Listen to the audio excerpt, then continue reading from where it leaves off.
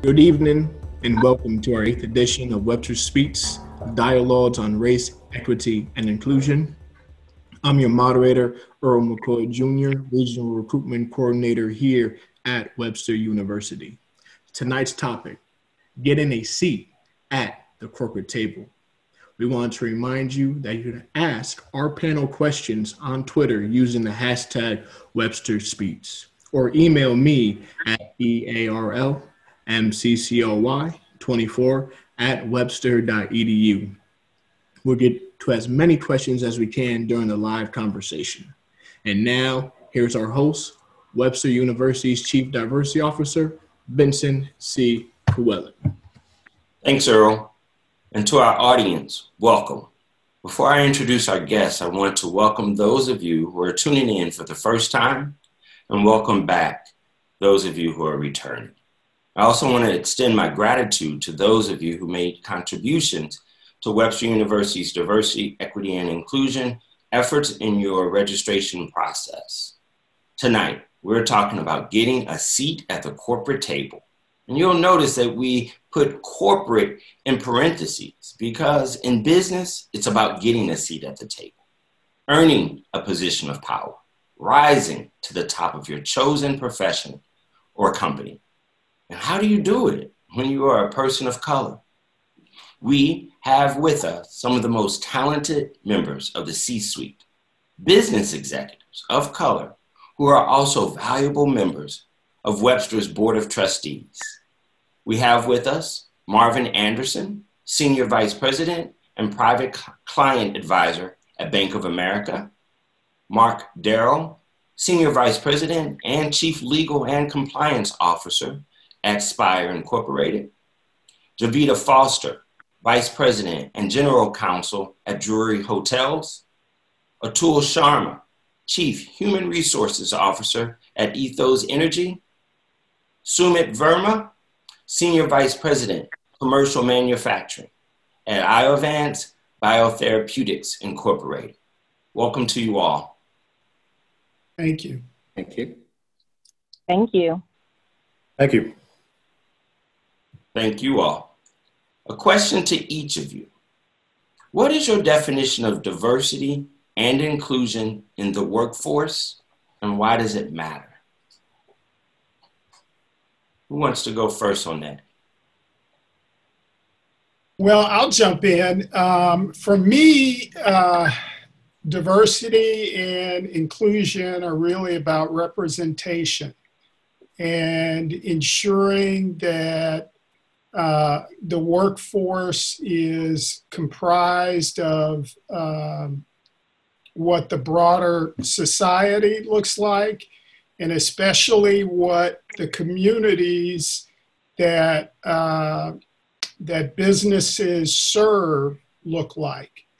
And related to that is why it's important. It's important to look like those who you serve as clients and colleagues, and in general, you feel more in tune with the needs of your clients if you have a representative sampling of that community on board.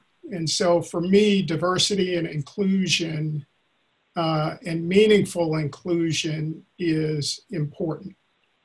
Let me build off what Marvin said. In a very simple way, there are two ways that sometimes I try and understand this very important subject. Every time there is presence of difference in any setting, that's diversity. It's true of corporates, it's true of society, to Marvin's point. And what inclusion enables is for all that diversity to work together towards a meaningful path ahead. You know, it's been said many a time, I'm sure this has been heard, is diversity is being invited to the party. Inclusion is allowed and getting invited for a dance in that party. So it's some of those nuances of what these two words represent, and why does it matter? I think every corporate, and I'm sure you'll hear it more, is realizing to Marvin's point, that unless you bring what's outside the social demographics inside and learn to make it work, the success that every organization aims for, not only in profits, but in terms of creating vibrant organizations, societies, that is so essential to the way it has to function. So it matters. It's at the heart of business, it's at the heart of people, it's at the heart of society. Thank you. Jovita? I just build on that by saying that having a difference of opinion and different perspectives leads to better outcomes, better collaboration, better decision-making. And so diversity of thought, diversity of past experiences, all of those things are critically important to success in corporate America or in any decision-making setting. So that's why it's important. I think Atul and Marvin have hit the nail on the head with their responses. Thank you. Mark, I apologize for cutting you off there. No, that's fine. I'm not saying that much different than what others have said. I mean, it's really a recognition of differences in people and cultures and races and ideas. And I would nuance it by saying that it's really the inclusion portion is really the actual acceptance of those differences and really getting people to understand those differences and embrace those differences. So that's kind of how I would nuance it, the way I see it.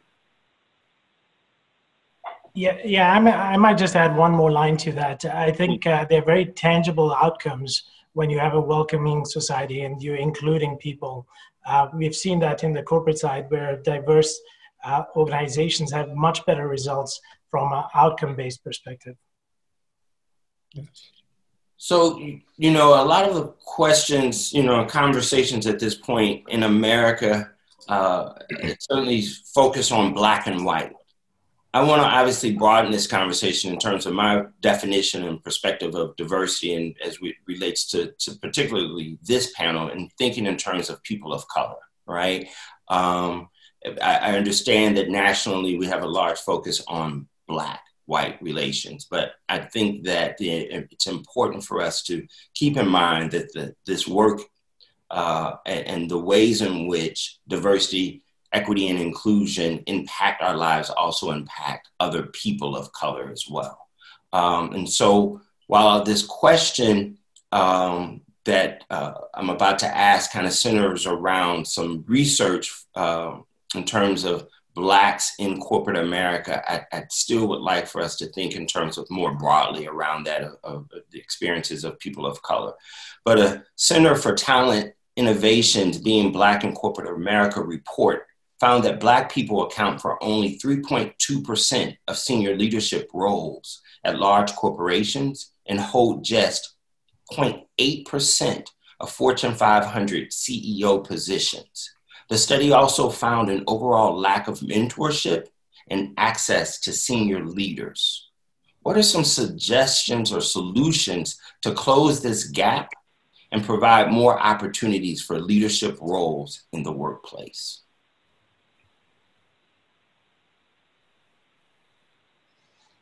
I can start us off. Thanks. I think mentorship is critical, and the question actually included mentorship in it, I think, for a reason. If you want to get to a leadership position and you want to become an executive, it's critical for any person, no matter your color, no matter your nationality, gender, to have someone or several someones who are showing you the ropes. And then you also need a series of people who will champion you and who will use the power, the leverage that they've built up to help you advance in your career. I was fortunate during the first 18 years of my career. I spent my time at a large law firm here in town, and I had a number of mentors who helped me learn how to practice law, learn how to build a book of business, learn how to navigate the firm, connected me with other clients, and I was expected to do the same for others. And out of those half a dozen people, only one of them was African American. The other 5 were white men who, on the surface, we had nothing in common. You know, if people would look at them and say we probably shouldn't have very good relationships, but the truth is we had very meaningful, real, authentic relationships where I grew to care very much for them, and they cared very much for me. And I was able to ascend to various positions as a result of that. My story is uncommon. I think if there was more of that sort of interaction, you would close that gap, grow the percentage of people of color in these roles. And it's, I think, harder to happen because those relationships, all of them, all 6 of them really, were kind of awkward at the beginning because we didn't have a lot of superficial things to talk about. But because everybody cared about the outcome, it worked. It worked over and over and over again. And so I think that's kind of one of the critical components is people being comfortable, being uncomfortable in the beginning of those kinds of important relationships until they can grow and become real and take off just like all of the others. You know, I had a very similar experience in that I had several mentors who were folks who, again, cared for me the way Jovita mentioned, and I cared for them.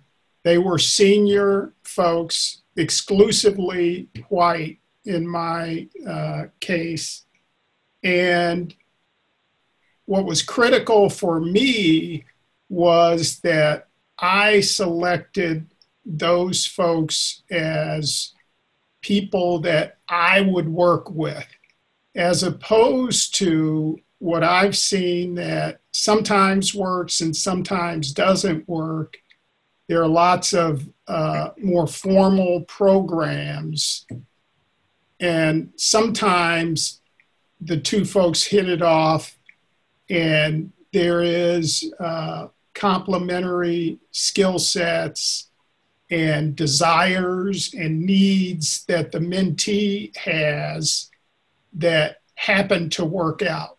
In my case, what I found over the course of my career, and even after being in the financial services business for 25 years, I still lean on colleagues of mine who serve in some capacity as a mentor, and it's always a self-selected process.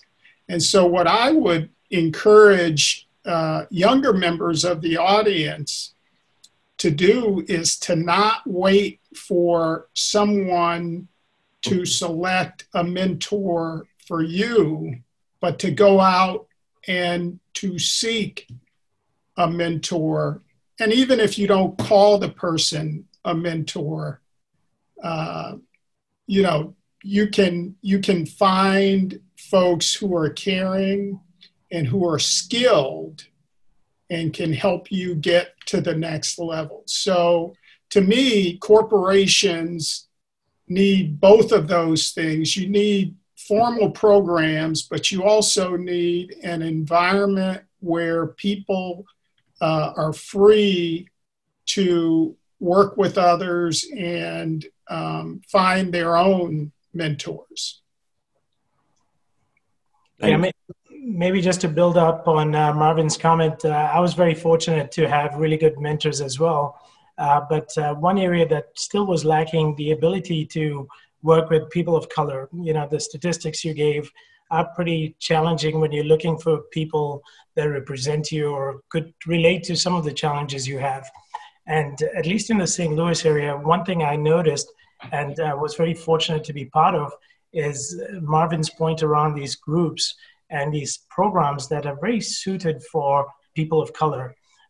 Examples that I can share with you is a great program run by Valerie Patton and Ross Rees with the St. Louis Business Diversity Initiative. You know, I was fortunate class some time back, Fortune 9 was our stamp, and I think there have been many other cohorts after that, but that group is still intact. You know, they support each other. And even though we've not been on the program formally for many years, those group meet chats and being able to work with peer sets and middle management level folks who get an opportunity to openly share some of the challenges and discuss it and find ways and means to improve those soft skills goes a long way.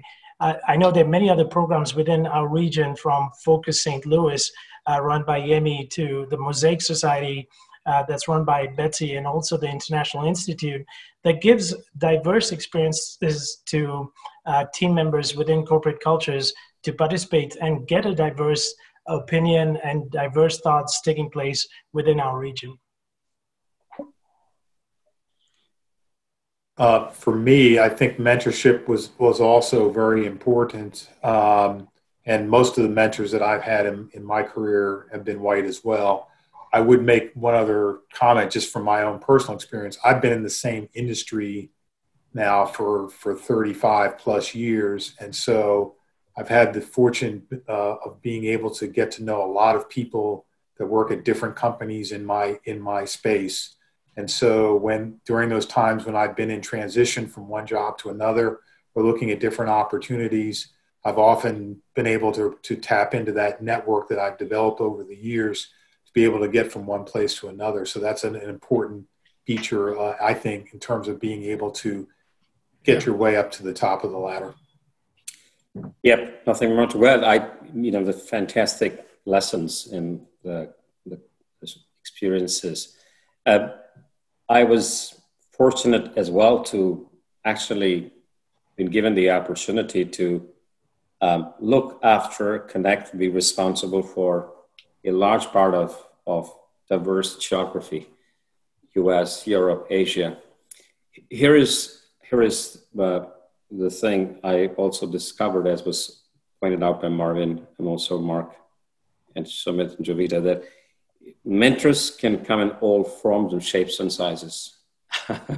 you gotta not restrict yourself. If you really truly want to be a diverse leader or have embraced diversity or want to progress, that expansion has to come from, as was said by Jovita, you reaching out to people that look, feel, talk different than you. Just that desire to break some of this uncomfortable feeling is where it starts. And when you build that muscle in your personality, however small or however, it's simple things. Who are you having lunch with? You're going to have a coffee with somebody. Those simple things that you start making yourself, oh, I tried this. Oh, it worked. Oh, maybe I can reach out. Oh, maybe 3 people will say, no, I'll get along with some. I won't with the others. And that mindset will help a lot as you start your journey in corporate America or other pursuits. I thought I'd just add that into. Excellent. I want to piggyback off of a quick point that Sumit made. Valerie's program, the St. Louis Business Diversity Initiative, there have been over 850 folks who have gone through that program, and they are already on cohort number 16. So they've grown from you. I think you said you were at number 9. Yep. And so they are now there. So that's fantastic work. And I think that's an interesting piece, because Jovita talked about also trying to find folks who look like her, right, within her organization. And it certainly is a challenge. And I think it's important for us to also realize that we have opportunities to also seek mentorships outside of our organizations as well. And it's fantastic to know that there are such programs as that. Jovita, I also want to come back to you for a moment, and I want to ask a question of you. Not only are you a person of color in the C-suite, right, but you're a woman who is of color also in the C-suite. And, as I look at this screen here, you're the only woman here, right? And so you have an experience and perspective that is vastly different than those of us here. And so I'd like for you to maybe speak to us about that and what that experience and journey has been like for you. I became a lawyer because I watched a lot of television. And so on TV, the lawyers raced into court and made arguments. They never did any work. They just showed up and argued. And I thought that I would be good at it, and people told me I'd be good at it. And I had my ideas of it. And when I started practicing law in 2000, I was surprised by a lot of things. It's nothing at all like television.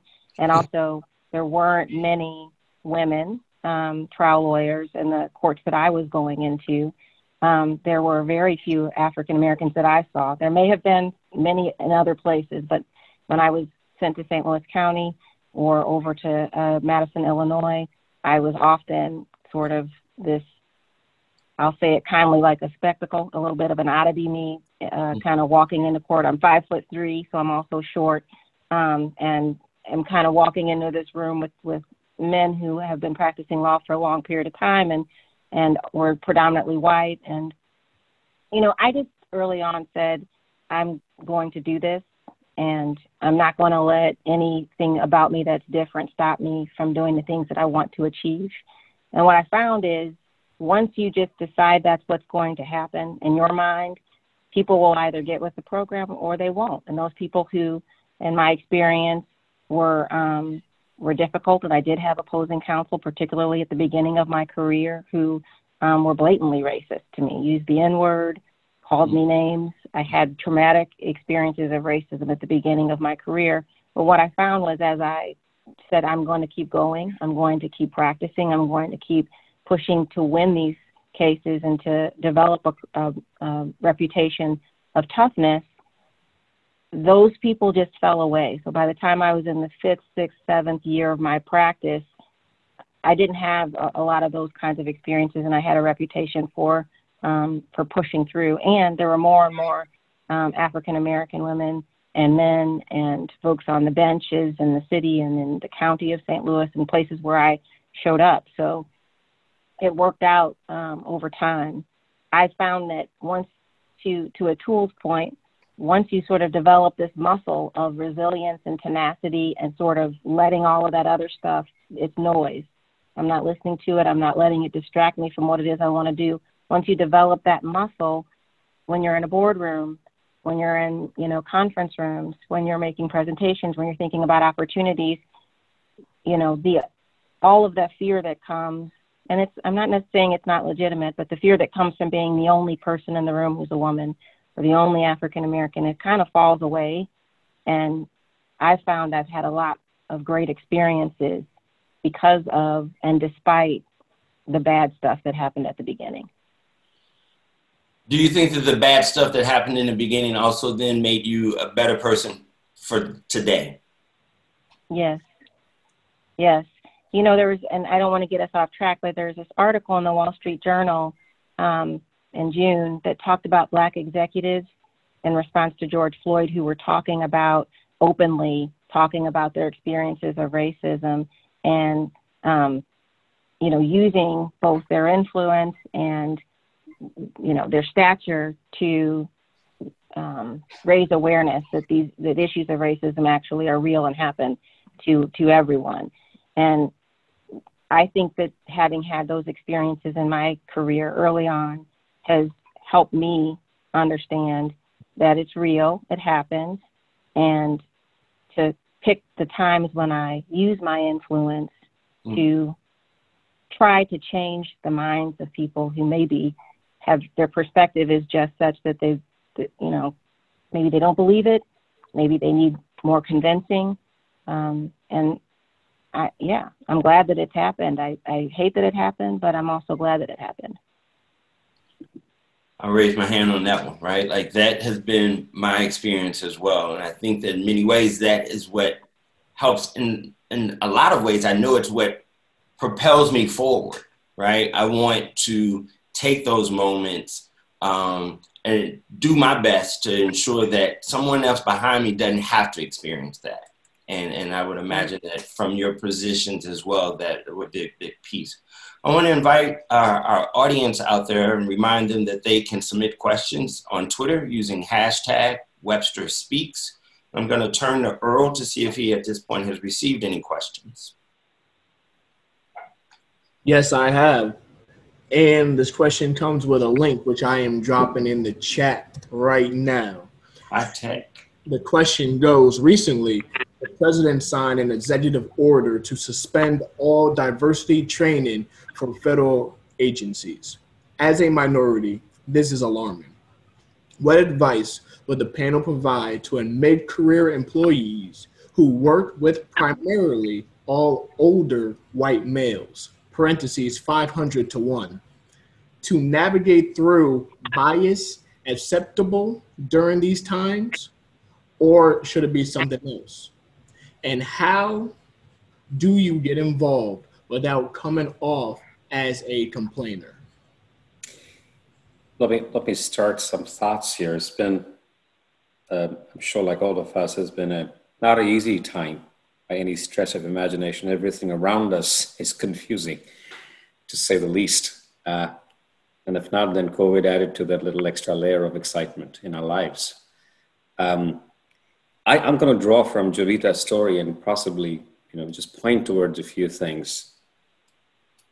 When the noise outside becomes louder, you got to build the muscle of not listening to that noise so much. It can start affecting you and start taking you in directions which are actually not true to your authentic self. And we all know the strengths, power, and the challenges of social media. Everything you get every day, you get bombarded with something which can knock you off, and then you feel good. And so if I were to draw 3 words that I'm going to offer to all, friends who are looking for building their career path ahead, is passion. It becomes important. I mean, you really want to move, and that's at the core of it. I do want to become better at what I do.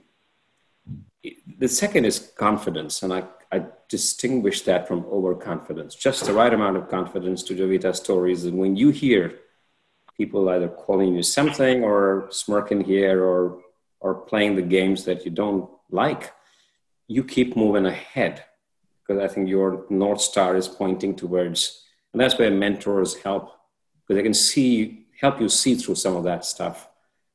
And the third thing, which was possibly not so much of a capability that all of us needed, but it's just amplifying more and more, is the ability to block. I go back to the point, and just not let the external energy confuse you so much that you get sucked into that noise outside, and then energy is all wasted in directions. And so I would point out that there will be changes all around us. Corporate is no exception. It's dealing with a lot of uncertainties as we speak. There are layoffs and issues that are bothering corporates.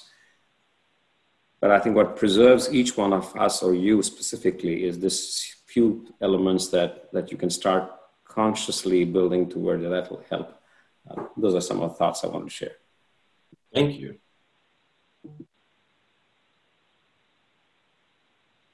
Just maybe to kind of build Vincent on both what Atul and Jovita have said. Kimbrough recently wrote a very nice article.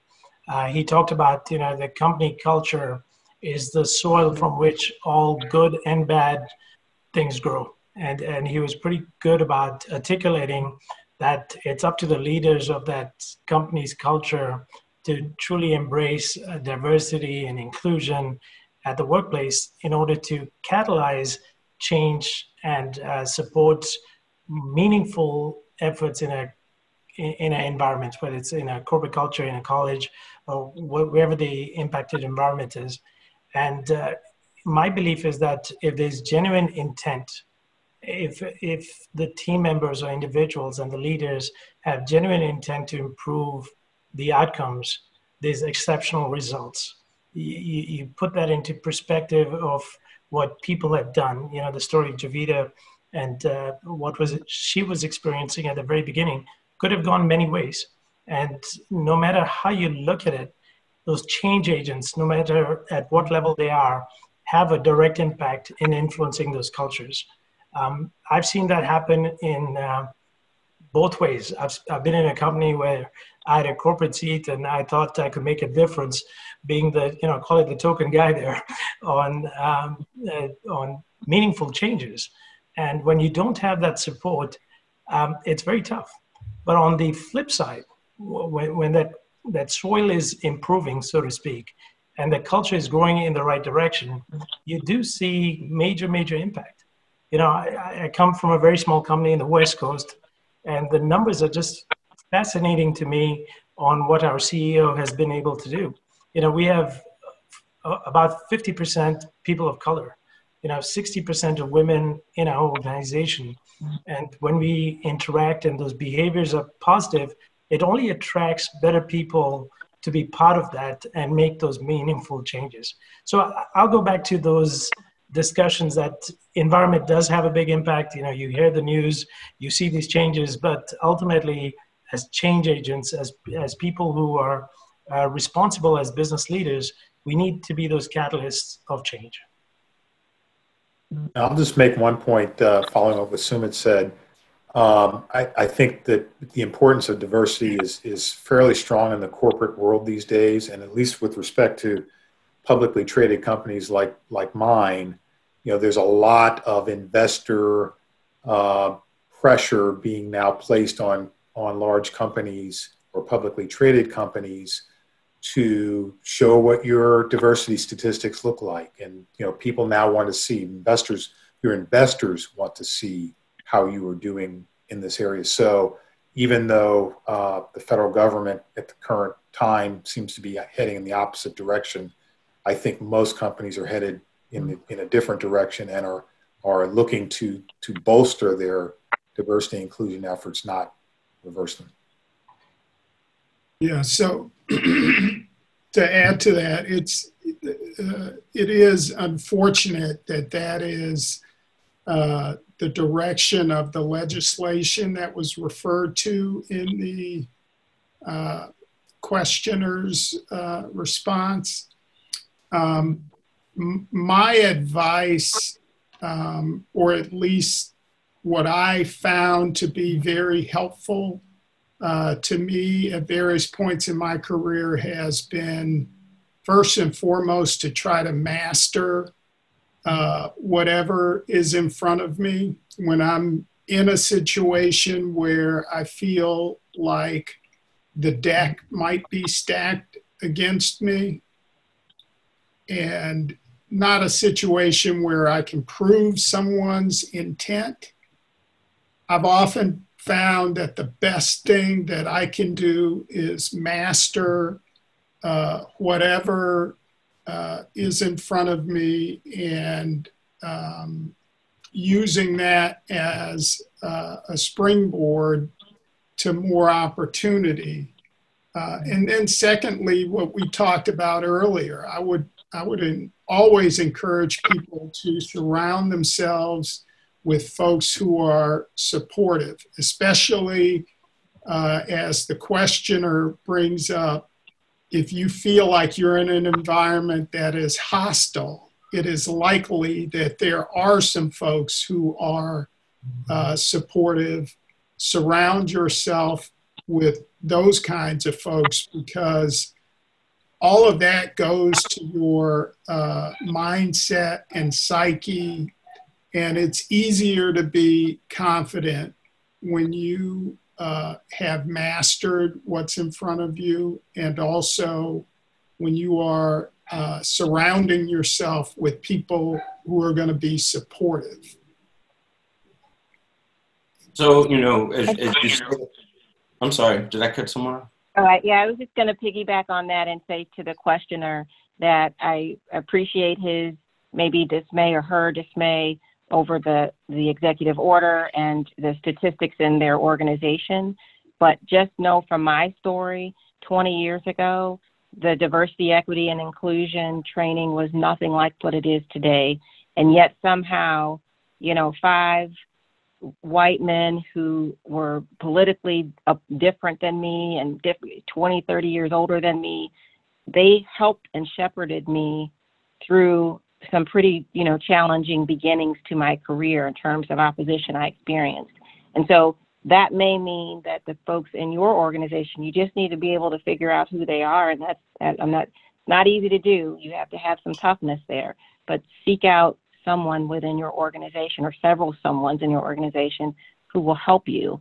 They're there. The statistics are on your side. If it's 500 to 1, there's got to be some people in that organization who can help you. Look for them. Yeah.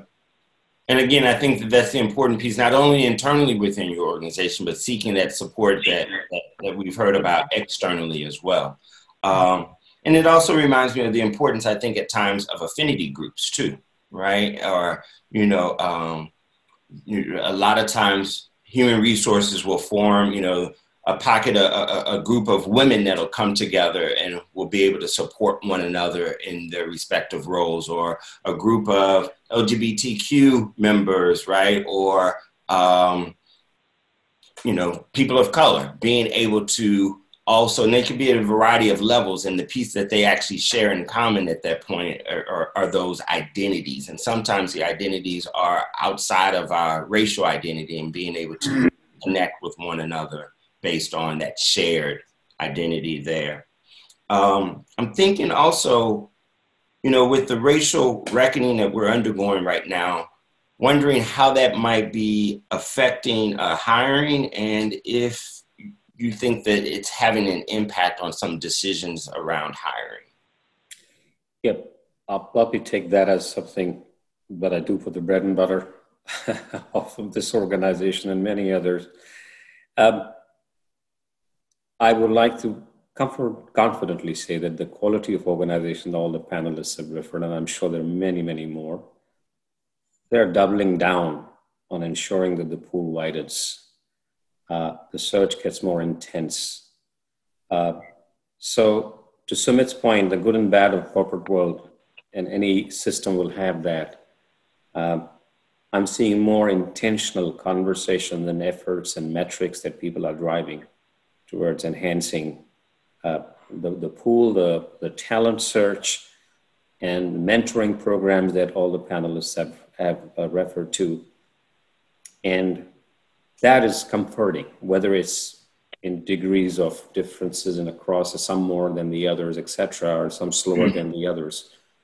But you're starting to see, to Vincent, your question, a lot more effort. It is systemic. It's definitely a long race. It's not something that gets resolved in short periods of time, as we all know. But that's the sense I get. Thank you. And I think that would tie into, I believe it was Marvin or Mark, I can't recall which, I'm sorry, about the piece of what our investors are also looking for, right? And the importance of that. I think, I wonder if there's a correlation there as well. Oh, there's definitely a correlation. I mean, I can tell you that we have been seeing in the last year or two, in particular, institutional investors like, organizations like BlackRock. So BlackRock owns 15% of our stock, and they are big investors in a lot of large companies. And they've been actively stating that they want companies to be able to state specifically what's the diversity makeup of your board, what's the diversity makeup of your senior executive staff. So they want to see that information. They want to see it in the proxy statement, which is a statement, a legal document that we have to file with the SEC. So it's not something that's got to be, very accurate. So yes, they're asking for that information, and it's having ramifications in how we look at hiring and who we promote and all those sorts of things. Both institutional as well as retail investors, high net worth investors across the spectrum are evaluating companies based on their commitment to environmental, social, and governance values. And the marketplace is responding. You hear a lot of talk these days, and it's not just talk, about ESG investments, and it's very real. Some believe it to be a separate asset class. What we have found is that companies that pay attention to ESG issues, of which diversity and inclusion is one of them, tend to perform better than companies that do not.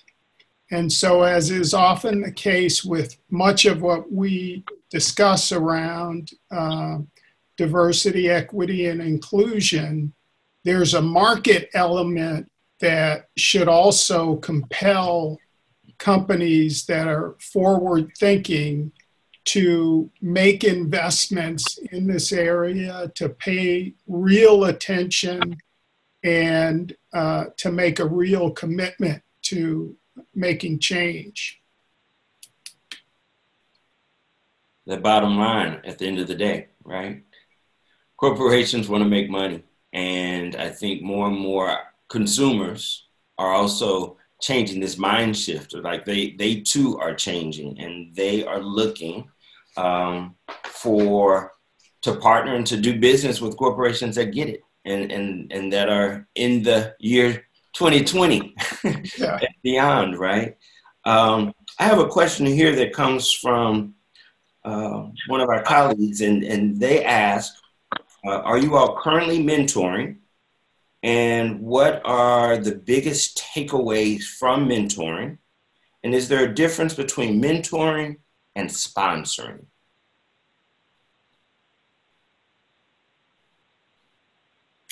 So let me roll briefly, and then just to get the conversation. The brief answer is yes. Personally and in the organization, that's a big focus. And to Marvin's point and what Jovita said, there is clear payoffs that you have received. And when you become a mentor, the pride and your own ability to then take leadership roles of a higher or differentiated order also enhances. So it's a mutual benefit to both the mentor and the mentee. My limited understanding of sponsorship has a nuance to mentorship. It sometimes overlaps, but it's basically means that people who are going to back you up. They could be mentors, they could be people that have heard about you, they could be people that you bring into your circle of influence, and mentors play a big role. They could do it, they could invite others to do it. Affinity group that Vincent talked about is an example of a broad-based sponsorship, that you then get a couple of people who are actually people that you're bouncing ideas or expressing your dilemmas and frustration. They also become sponsors. So it does overlap, but it has nuances. Thank you.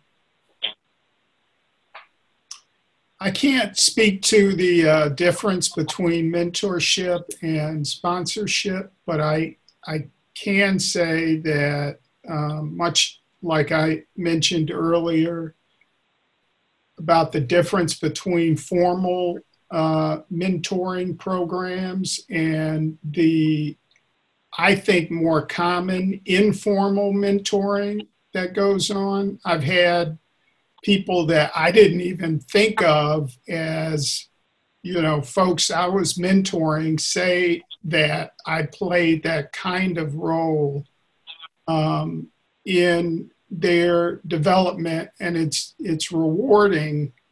But I think most of the mentoring that happens in a very informal way, in the way that Jovita described it earlier. I don't know if that was a formal program or not, but it sounded like something that you sought because you knew it would be effective.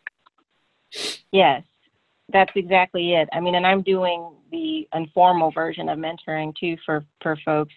And frankly, I think those relationships, because they've been around for so long, have sort of evolved into more of the board of director format. I don't know if you all are familiar with this concept that some people have personal boards that they go to ask questions about their careers and to get, perspective on issues that have happened. But to Marvin's question, the relationships I had early on were people I sought out. I'd actually bought books about mentors and what the mentee is supposed to do and what the mentor is supposed to do. And I was using that as a playbook to develop relationships with folks early in my career. And, they had experience being mentors, so it worked very well for me. And it wasn't a formal program that had been set up by my firm. We hadn't been matched. They saw something in me, I saw something in them, and it worked. I've done that same sort of thing for others, starting, 7 or 8 years out of my career. So for the past maybe 13 years. And that's evolved into some very fantastic relationships with people, some, you know, white men, some African-American women, predominantly African-American women. And it's been really rewarding. They are some of the closest friends I have now. So yes, definitely. That's great. I want to ask, earlier, Jovita, you mentioned, you shared the unfortunate stories of the racism that you endured in your earlier career. And I'm wondering, what does racism in the workplace look like today? Is it any different? When you were building your career, obviously we've discussed that, but is it more subtle today? Do you find, is it something that any of you all are even experiencing today now that you've made it to the C-suite?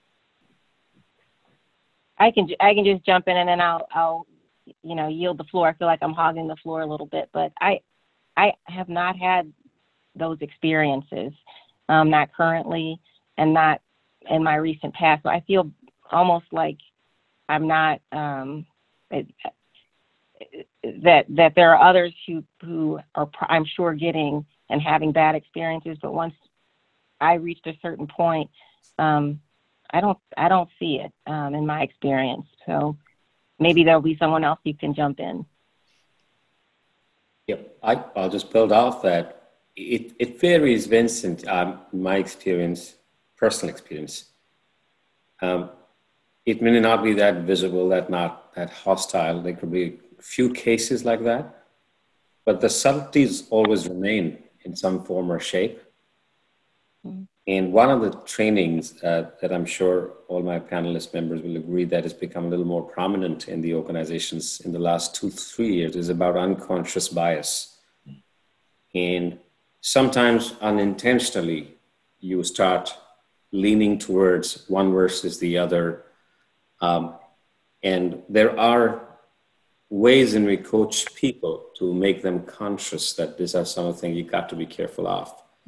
For example, if you are in a largely Asian or color or race, mixed, then you got to be sensitive to those nuances and then be mindful. And I think that is a journey which a lot of corporations are moving towards, to Marvin's point and what Mark had also said.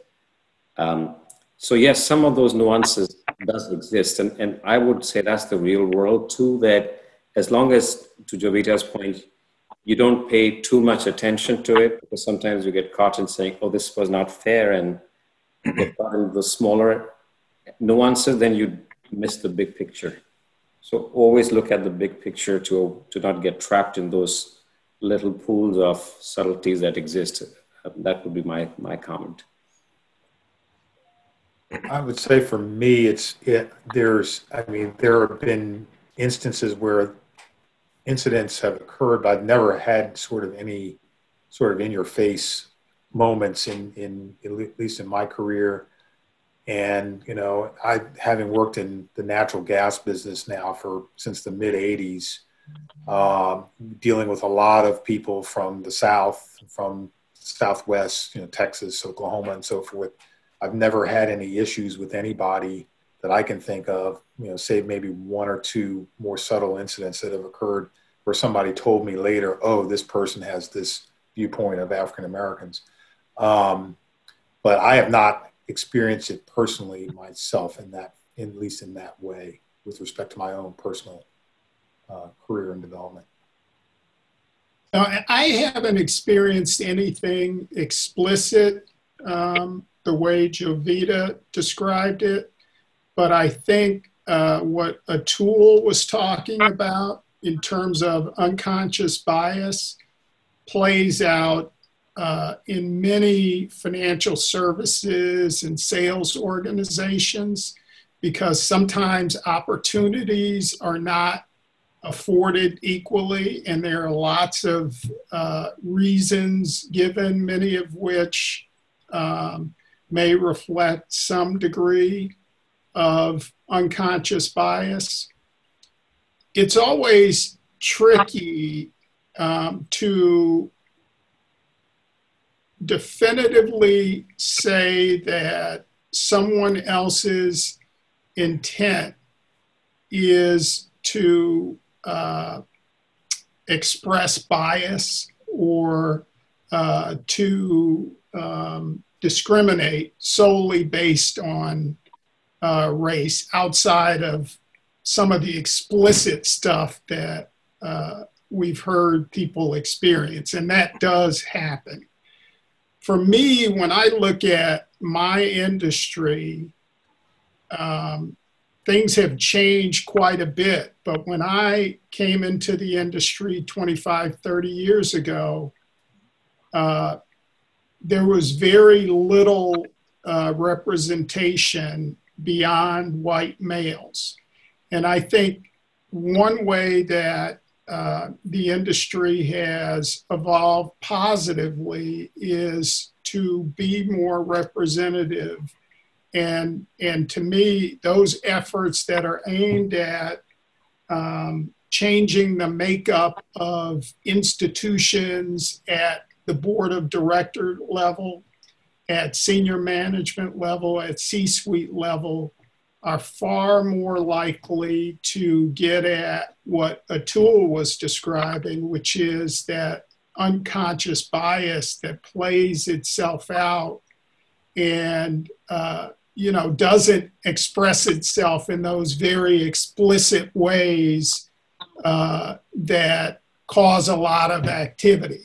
But to the extent that industries and C-suites are more representative, I think it's easier to get at the way that many people experience bias in the workplace, which is at that unconscious level. Great, thank you. Time flies by really quickly. I have a couple of final questions before I bring up Chancellor Strobel and President Schuster. Sumit, we talked a few days ago and you said people need to ask themselves, why am I aspiring to be at the corporate table? Why do I aspire to be there? You all have all made it to the corporate table. And I'd like for you all to talk about why and think in terms of if there's a message that you can also leave with our audience, if there were some younger, some of our collegians, some of our students at Webster or elsewhere around that. Yeah, Vincent, one thing I would say is to start off is that, I think our intentions do create our reality. You have to think about what the intents are there from an execution perspective. Certainly at the board level, there's a significant amount of energy, investment, and time in order to make sure that you maintain and sometimes remain in those positions of power, so to speak. I've seen that certain board dynamics can go in the wrong direction if your intents are not very clear.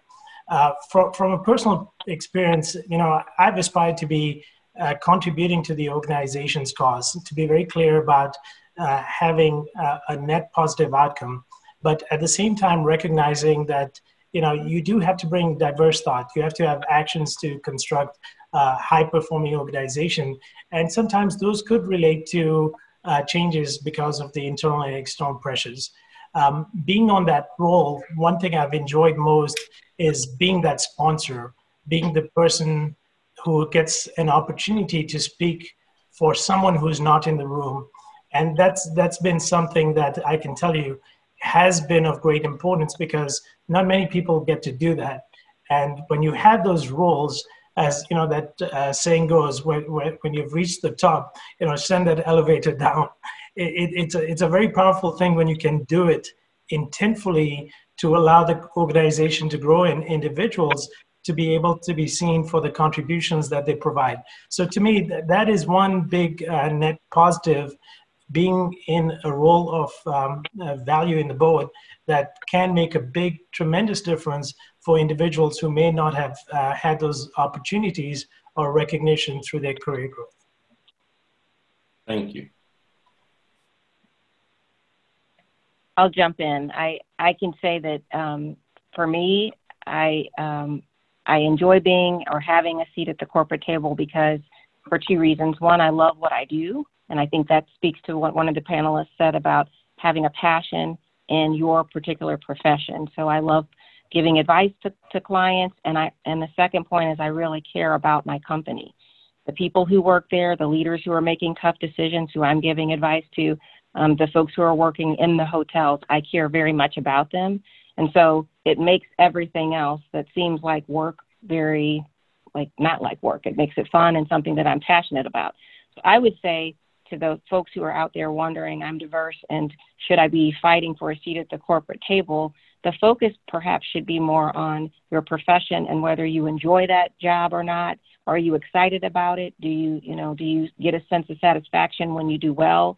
Is it a driver? And then for whom are you delivering that service, right? Or doing that work? Are you feeling like you're really giving your all for a company that you care about?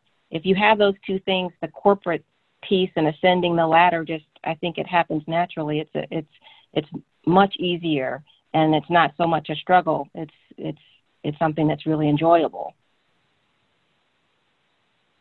Well, someone that I know is often says to me, it's better that you're at the table than on the table. And I think for me, it's, I did aspire to be at the table. And that was one of the reasons why once I felt like I had sufficient level of experience in my profession and in the gas industry, I attempted to find a role as general counsel of a company and ended up fortunately coming here to St. Louis. That's really what brought me to St. Louis. And so I really did aspire to be at that table. And for a lot of the reasons that Sumit said and what Jovita said, it's good to have that role. And I take that role very responsibly in terms of being able to make sure that my colleagues understand my perspective, or that the board understands my perspective about a lot of different things, not just on the legal side, but on the business side as well.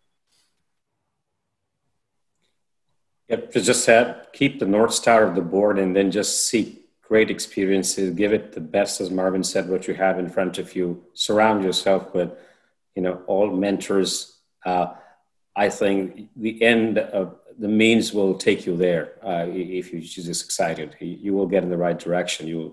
Different ways of getting there, but you will. And I echo that. Master what's in front of you.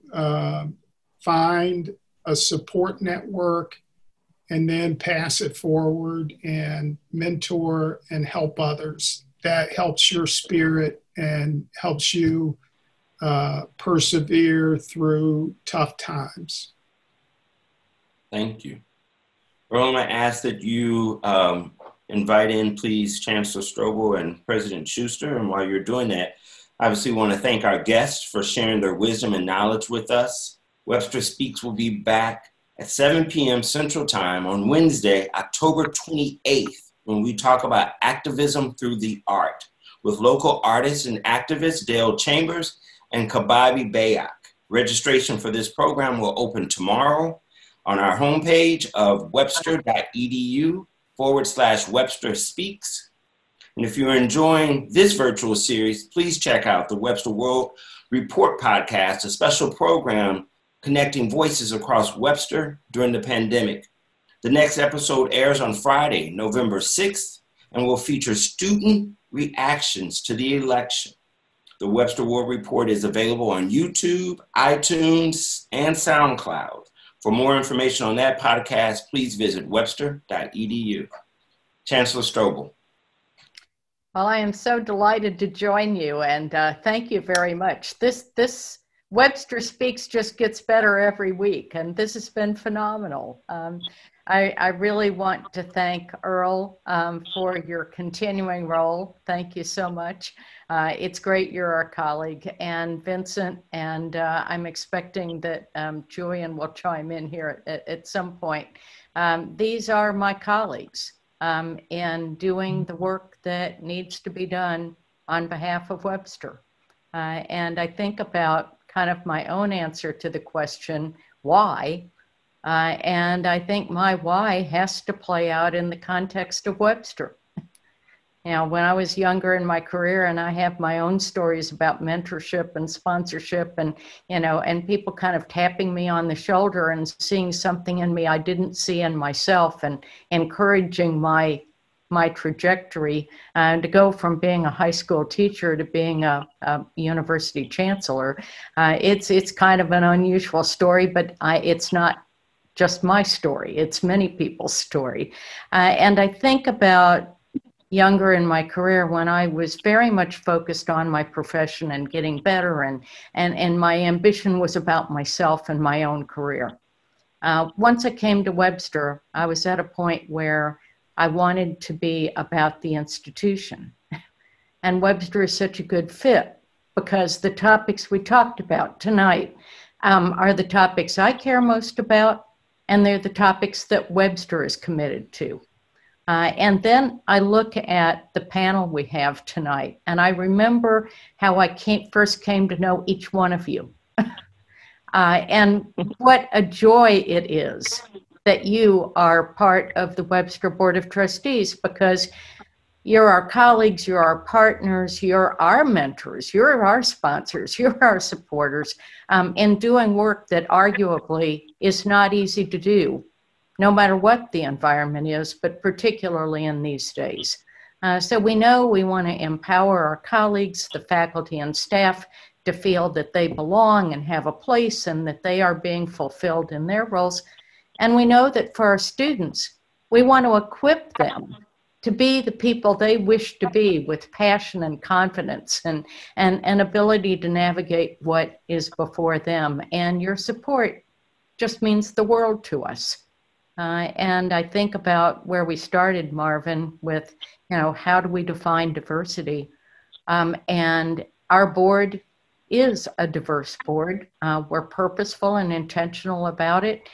Each of you is a part of that. You're not the only individuals that bring very interesting and diverse backgrounds to that board, and you help us to enlarge it going forward.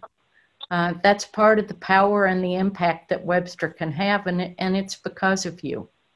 And I just thank you, Vincent, for thinking that this was something that we should do tonight. I think, Sumit, you were probably the person that recommended the idea to us.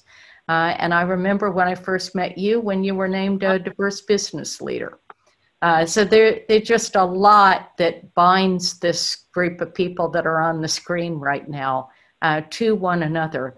But it's all about helping Webster live out its values and mission. And I really thank each one of you for tonight and all that you do. I appreciate that, Chancellor Strobel, and I'm sorry, we're having some technical issues trying to get President Schuster up. All right, so is it now okay? Yes, they can hear you. All right. So I wanted to say, Mark, you see, Mark, there is a third gradation of what you said, it is better to be at the table than on the table. And there is a third gradation, you are neither at the table nor on the table, and that is happening right now to me. So the principal issue, I would like to just reiterate what Beth said, and that is that this is a tremendous gathering of the people and of the people with rich experiences and different perspectives about the issue, which is, I would say, one of the most pertinent and salient topics that our society is facing at the moment. That doesn't mean that society didn't face it before and that it is not going to face it in the future. It will.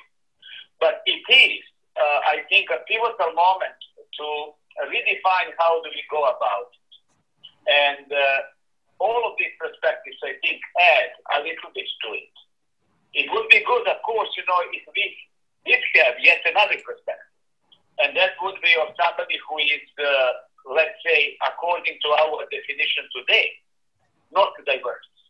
And to see how the point of view of those people, maybe those people who helped Jovita, or those people who did make those unwanted comments, remarks, or who were subconsciously biased, deserve the place at the table so that we all can learn from each other. And I do believe that that is the path that this society needs to take. That we learn from each other so that we do not, and I will make a pun intended, even when we are most benevolent ones, that when we say, oh, he's so smart, then we do not say that in a way that we do not believe that those people actually can be that smart. We, those people who have a different ethnic origin, who have a different gender, or who have a score of the different race. So we all learn from each other, and we learn from our experiences. And as long as we do that, the society will prosper. And of course, the key issue in all of that is to rely on each other. If we do not rely on each other, if we are lone wolves, or if we only rely on our own kind, we will fail. We will fail as individuals, and we will fail as a society. And in this fight, failure is not an option. So on my behalf, I would personally like to thank all of the participants, not only because I learned from that is given, but with I would say with a tremendous benevolence, guidance, and gratitude that they conveyed the messages which in many respects were painful, but very formative for them, and I hope for many of us who are listening, and for our students and the greater Webster community. So thank you so much. Thank you, President Schuster. I would like to thank you all as well for joining us, not only on this panel, but certainly for your leadership at Webster University and your support of the diversity, equity, and inclusion, and our commitment to diversity at our worldwide global institution. Thank you very much. I look forward to seeing you all soon. To my audience, thank you for joining. And we look forward to seeing you all back here with us on October 28th. Thank you all very much. Be well and be safe. Thank you. Thank you. Good night, Bye. everybody. Take care. Bye-bye. Thank you. Wonderful.